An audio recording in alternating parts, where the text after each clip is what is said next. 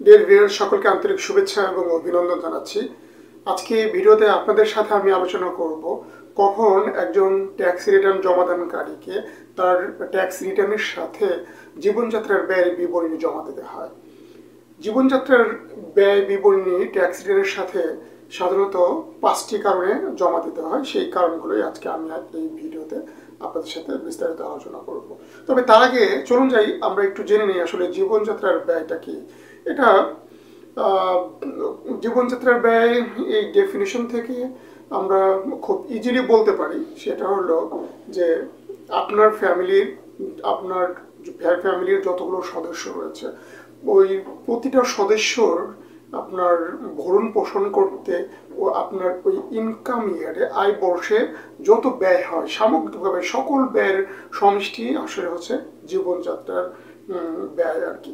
তবে এখানে মনে রাখতে হবে, এখানে আসলে জীবনযাত্রার ব্যয় বলতে বেসিক্যালি আপনার যে পারিবারিক জীবনের প্রাত্যহিক যে চাহিদা থাকে, প্রতিদিনের যে আমাদের চাহিদা থাকে, যেমন খাদ্য, চিকিৎসা, আমাদের বিভিন্ন ধরনের বাসস্থানের ব্যয় ইত্যাদি, যে জীবন ধারণের জন্য যে ব্যয়গুলো আমরা প্রতিনিয়ত করে থাকি, এই সমস্ত ব্যয়গুলো যে ওই ইনকাম ইয়ারের এক বছরের যে সমষ্টি, ওই সমষ্টিকে আসলে জীবনযাত্রার ব্যয় হিসেবে আপনাকে পার্টিকুলার একটা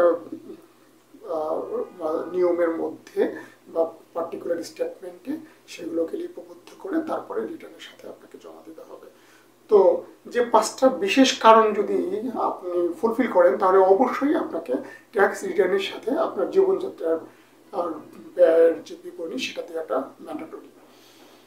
নাম্বার 1 হচ্ছে যখন আপনার কোনো ইনকাম বর্ষে আপনার মানে ইনকামের টাকার পরিমাণটা যদি 5 লক্ষ টাকার অধিক হয়।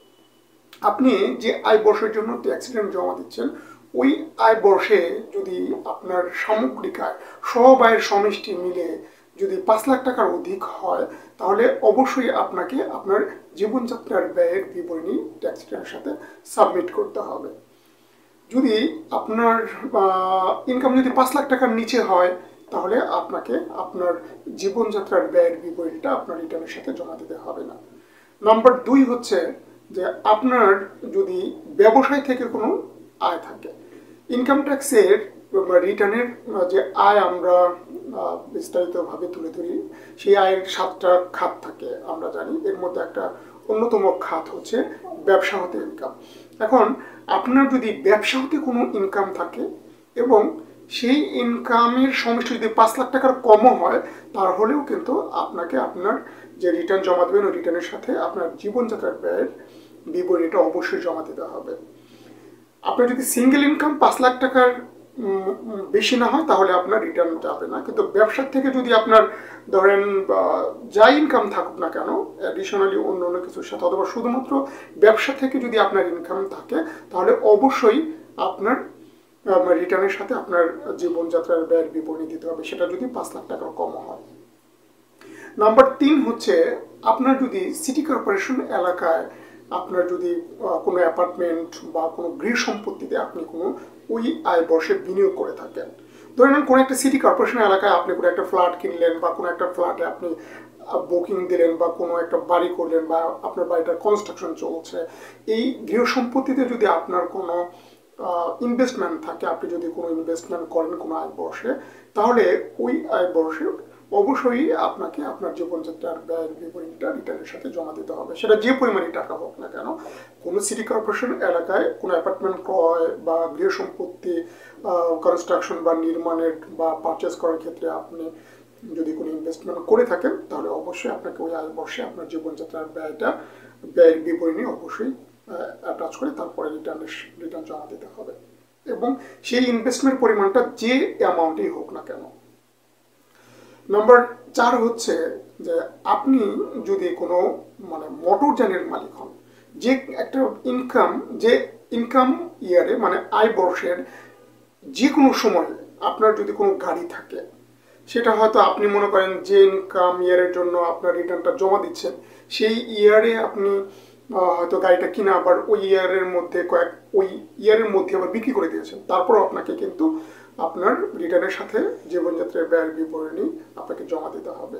আপনি ওই গাড়িটা যে আয় বর্ষের আপনি মালিক হয়েছেন সেটা হয়তো আয় বর্ষের মধ্যে আবার বিক্রি করে দিয়েছেন, ধরে নেন সেটা হতে পারে আপনি এখন কিনে আবার 2 মাসের মধ্যে বিক্রি করে দিয়েছেন, 1 মাসের মধ্যে, সেটা কোনো মেটার না। মেটার হলো যে আয় বর্ষের মধ্যে আপনি যদি কোনো মোটরযানের মালিক হন তাহলে অবশ্যই আপনাকে আপনার রিটার্নের সাথে আপনার জীবনযাত্রার ব্যয়ের বিবরণী জমা দেওয়াটা বাধ্যতামূলক।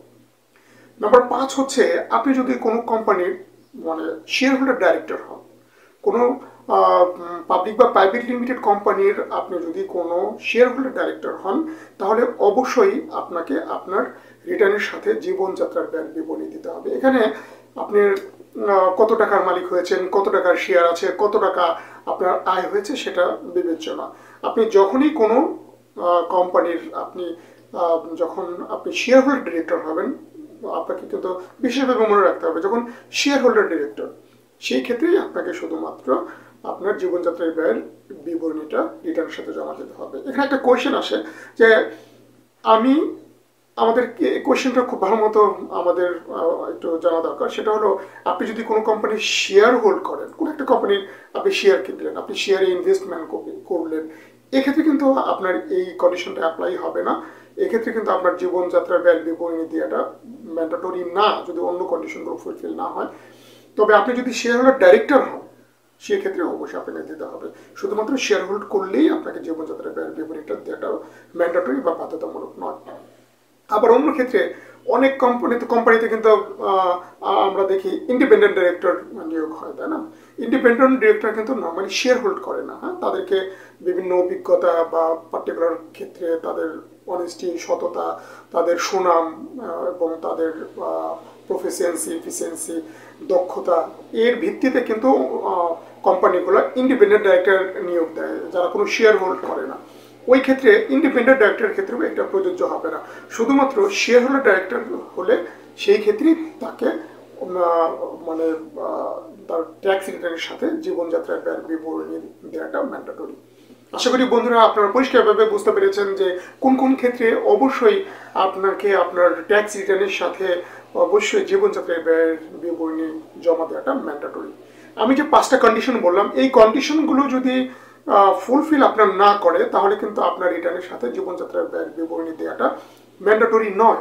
তবে আপনি চাইলে যে কোনো ইনকাম ট্যাক্স রিটার্ন জমা দেওয়ার ক্ষেত্রে আপনি স্বেচ্ছায় আপনার জীবনযাত্রার ব্যয়ের বিবরণী দিতে পারেন। এই কন্ডিশনগুলো যদি ফুলফিল করে তাহলে তো ম্যান্ডেটরি আপনাকে দিতে হবেই, মানে রিটার্নের সাথে আপনার জীবনযাত্রার ব্যয়ের বিবরণী জমা দিতেই হবে।